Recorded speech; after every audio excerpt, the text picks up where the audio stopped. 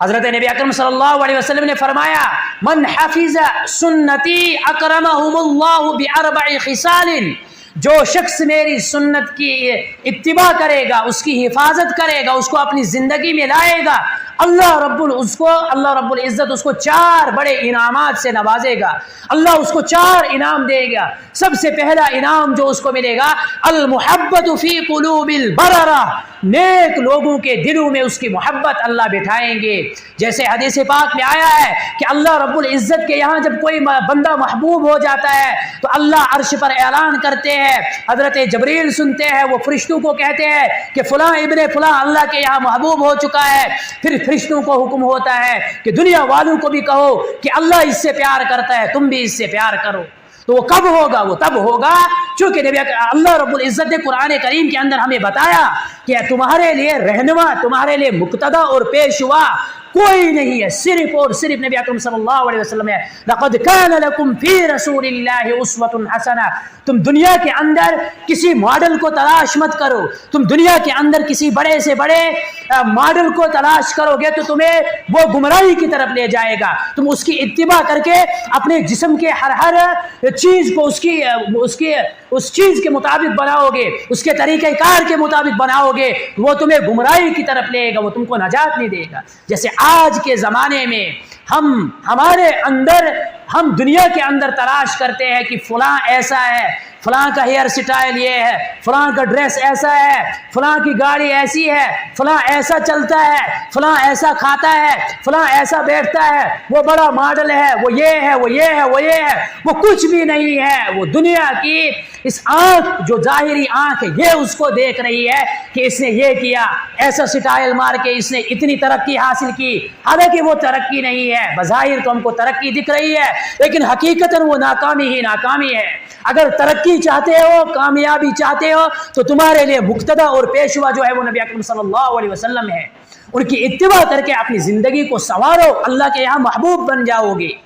سب سے پہلا انعام جو سنت کی حفاظت کرنے والے شخص کو اللہ دیتے ہیں وہ ہے المحبت فی قلوب البررہ، نیک لوگوں کے دلوں میں اس کی محبت بیٹھ جاتی ہے، وہ ان سے محبت کرتے ہیں، وہ ان سے پیار کرتے ہیں، وہ ان کے یہاں محبوب بن جاتا ہے۔ اور دوسرا جو انعام اس شخص کو ملتا ہے سنت کی حفاظت کرنے والے کو، الہیبۃ فی قلوب الفجرہ، فاسق، فاجر، بدکار، فحاش، جتنے بھی بدکار قسم کے لوگ ہیں، جتنے بھی خراب تر لوگ ہیں، ان تمام لوگوں کے دل میں اس شخص کی ہیبت بیٹھ جاتی ہے۔ یہ چلتا ہے تو وہ ڈرتے ہیں اس کے سامنے کوئی غلط کام کرنے سے، یہ چلتا ہے تو وہ چھپتے ہیں، یہ چلتا ہے تو وہ کسی برائی میں مبتلا ہو تو اس سے پیچھے ہٹتے ہیں۔ اس شخص کی محبت اللہ فاسق اور فاجر لوگوں کے دلوں میں ڈالتے ہیں۔ یہ اس کو دوسرا انعام اللہ رب العزت دیتا ہے۔ اور تیسرا انعام جس کے لیے تمام دنیا پریشان ہوتی ہے، دنیا میں انسان صبح اٹھے تو اسی کی تلاش، شام کو سوئے تو اسی کی تلاش، وہ ہے رزق۔ رزق کی پریشانی انسان کو پریشان کرتی ہے۔ اللہ رب العزت اس شخص کو یہ انعام عطا کریں گے جو سنت کی حفاظت کریں گے، جو نبی اکرم صلی اللہ علیہ وسلم کے طریقوں کو اپنی زندگی میں لائے گا، اس کو اللہ رب العزت انعام جو تیسرا دیں گے الساعۃ، پھر رزق کے اندر اس کو کشادی عطا کریں گے، رزق کے اندر فراخی عطا کریں گے، رزق کے اندر برکت دیں گے، دنیا کی تمام تر پریشانیاں اس کی ختم ہو جائے گی اگر وہ اتباع سنت کے مطابق اپنی زندگی کو گزارتا ہے، سنت کی اتباع کرتا ہے، تو اللہ رب العزت اس کو انعام عطا کریں گے کہ الساعۃ پھر رزق کے اندر اس کو برکت دیں گے۔ جو آج دنیا کے اندر تمام لوگوں کی پریشانی ہے کہ کہاں سے کمائے، کیسے کمائے، کس طریقے سے کمائے، صبح اٹھے تو اسی کے لیے، رات سوئے تو اسی کی فکر میں سوئے، یہ پریشانی ہے۔ اگر اس پریشانی کو ختم کرنا ہے تو نبی اکرم صلی اللہ علیہ وسلم کے ہر طریقے کو اپنی زندگی میں لانے کی کوشش کرو، اس کو اپناؤ اور اپنا کر اس کا فائدہ دیکھو، تمہاری زندگی پرسکون زندگی ہوگی، تمہاری زندگی میں کوئی پریشانی نہیں ہوگی۔ یہ اللہ رب العزت اس شخص کو تیسرا انعام دے گا جو شخص نبی اکرم صلی اللہ علیہ وسلم کی سنتوں کی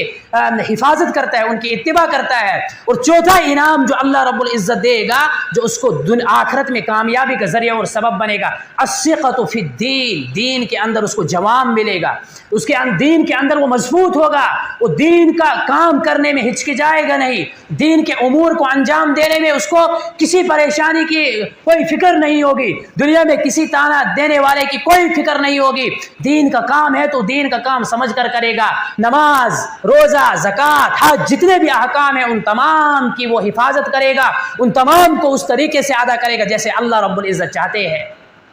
یہ چار انعام اس شخص کو ملیں گے جو سنت کی اتباع کرتا ہے، جو سنت کو اپنی زندگی کے اندر لاتا ہے۔ اگر آپ بھی یہ چار انعام حاصل کرنا چاہتے ہو، ہم چاہتے ہیں، آپ چاہتے ہیں، تو ان نبی اکرم صلی اللہ علیہ وسلم کے ہر طریقے کو اپنی زندگی کے اندر لائیں، اس پر عمل کریں، تو ہماری زندگی پرسکون زندگی گزر جائے گی۔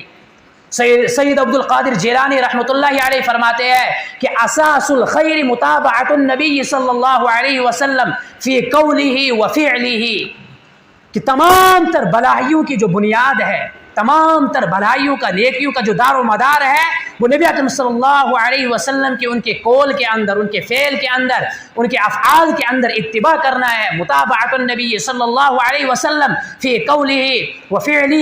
نبی اکرم صلی اللہ علیہ وسلم کے طریقہ کار کیا تھے، چلتے تو کیسے چلتے، کھاتے تو کیسے کھاتے، سوتے تو کس طریقے سے سوتے، گفتگو کرتے تو کیسے کرتے، تمام تر زندگی نبی اکرم صلی اللہ علیہ وسلم کی ہمارے سامنے پڑی ہے کہ کس کس طریقے سے حضور نے زندگی کو گزارا، کیسے معاملات کرنے ہیں، کیسے معاشرے میں رہنا ہے، کیسے پڑوسیوں کے ساتھ رہنا ہے، کس طریقے سے کس چیز کو انجام دینا ہے، ہر ایک چیز کو بتلایا۔ اگر اس کی اتباع کریں گے تو تمام تر خیر اس شخص کو ملیں گے، تمام تر بھلائیاں اس شخص کو حاصل ہو جائیں گی۔ سید عبد القادر جیلانی رحمۃ اللہ علیہ نے فرمایا۔ شاہ عبد العزیز دہلوی رحمۃ اللہ علیہ فرماتے ہیں کہ من تہاون بسنت عوقب بحرمان الفرائض، جو شخص سنت کو ہلکا سمجھتا ہے، جو شخص سنت کو سنت کہہ کر چھوڑ دیتا ہے، اللہ رب العزت اس کو فرائض سے دور کر دیتے ہیں، اس کو فرائض پڑھنے کی بھی توفیق نہیں ہوتی ہے۔ انسان کہتا ہے کہ مسواک کرنا سنت ہے، بیت الخلا میں جاتے وقت بایاں پیر اندر ڈالنا یہ سنت ہے، سنت ہی تو ہے،